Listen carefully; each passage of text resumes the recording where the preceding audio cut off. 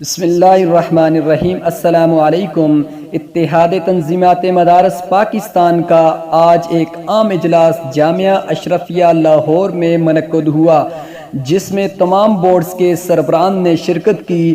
تنظیم المدارس، رابطۃ المدارس، وفاق المدارس العربیہ پاکستان اور وفاق المدارس السلفیہ پاکستان کے تمام جو بڑے رہنما ہیں انہوں نے شرکت کی، اور اس میں کئی عام فیصلے کیے گئے، اور جس میں یہ کہا گیا کہ متنازع اور غیر شرعی وقف ایکٹ کو واپس لیا جائے یا اس میں ہماری پیش کردہ ترامیم کو پارلیمنٹ سے منظور کرایا جائے۔ اس میں کئی عام نکات پر فیصلہ کیا گیا، جس میں نمبر 1 پہ ہے کہ ہم حکومت سے مطالبہ کرتے ہیں کہ متنازع اور غیر شرعی وقف ایکٹ کو واپس لیا جائے، ورنہ برسبیل تنزیل اتحاد مدارس پاکستان کی طرف سے پیش کردہ ترامیم کو پارلیمنٹ سے منظور کرایا جائے۔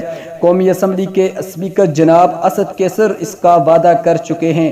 نمبر 2 پہ محکمہ اوقاف کی طرف سے بعض مساجد و مدارس کو فارم بھیجے گئے ہیں، انہیں واپس لیا جائے۔ مدارس و مساجد کے منتظمین کو چاہیے کہ جب تک اتفاق رائے نہ ہو جائے ایسے کسی فارم کو پر نہ کریں۔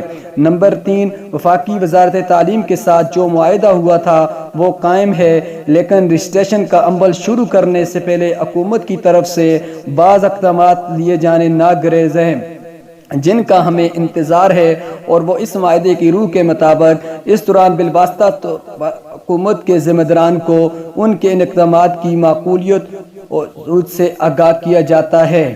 اور اسی طرح نمبر 4 پہ دینی مدارس و جامعات میں مختلف ایجنسیوں کے افراد کی آمد اور مختلف پروفارمے پر کرنے کے سلسلے کو موقوف کیا جائے۔ جب اتفاق رائے سے تمام معاملات طے ہو جائیں گے تو اتحاد تنظیمات مدارس پاکستان خود مدارس سے کہے گی کہ وہ اس عمل کو شروع کریں۔ نمبر 5، حکومت خود یہ استعداد نہیں رکھتی کہ ملک میں پیدا ہونے والے اور شعوری عمر میں داخل ہونے والے ہر بچے بچی کے لیے تعلیم لازمی قرار دے، تو ہر مدرسے کے بارے میں یہ کیسے فرض کر لیا جاتا ہے کہ وہ اتنی استعداد اور وسائل کے حامل ہیں؟ اس عمل میں تدریج، حکمت اور مطلوبہ استعداد کو پیش نظر رکھنا ہوگا۔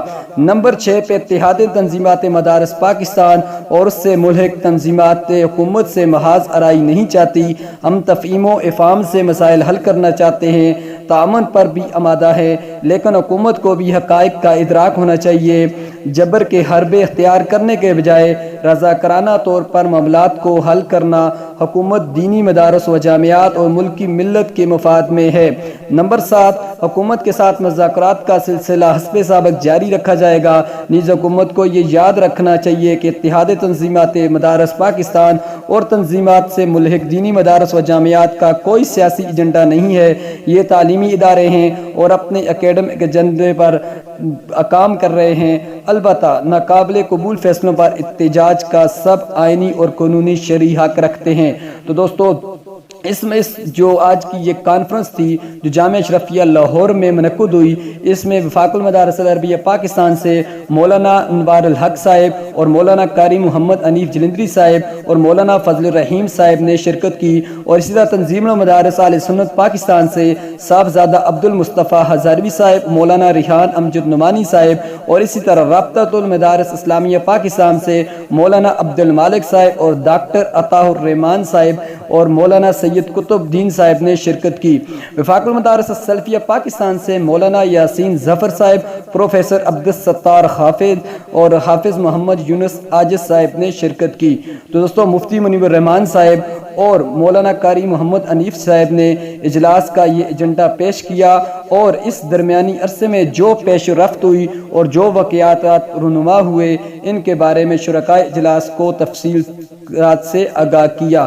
تو دوستو، امید کرتا ہوں یہ ویڈیو اچھی لگی ہوگی۔ ویڈیو اچھی لگی ہے چینل کو سبسکرائب کر دیں اور ویڈیو کو لائک کر دیں۔ شکریہ۔